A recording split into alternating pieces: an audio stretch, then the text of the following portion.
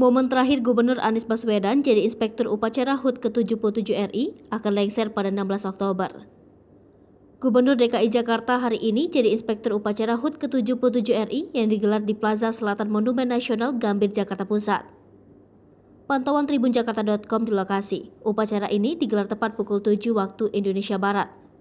Anies tampak mengenakan pakaian dinas upacara, berkelir putih lengkap dengan penutup kepala warna senada.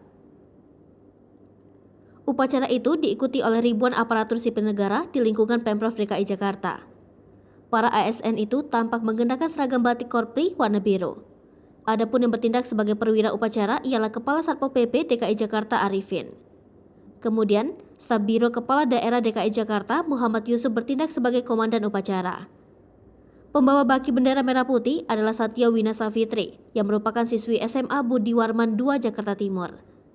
Saat lagu Mengheningkan Cipta akan dikumandangkan, Gubernur Anies Baswedan mengingatkan sang merah putih bisa berkibar berkat sumbangsi energi, keringat, air mata, dan nyawa dari para pahlawan. Ia pun meminta agar saat-saat Mengheningkan Cipta tak hanya dijadikan ajang seremonial semata, tetapi juga untuk direnungkan peran para pahlawan. Anies Baswedan pun meminta untuk mendoakan para pahlawan dan menjaga agar merah putih tetap berkibar tinggi di tanah tercinta ini. Sebagai informasi, ini merupakan kali terakhir Gubernur Anies Baswedan menjadi Inspektur Upacara. Pasalnya beberapa orang ex-Menteri Pendidikan dan Kebudayaan ini akan lengser pada 16 Oktober 2022.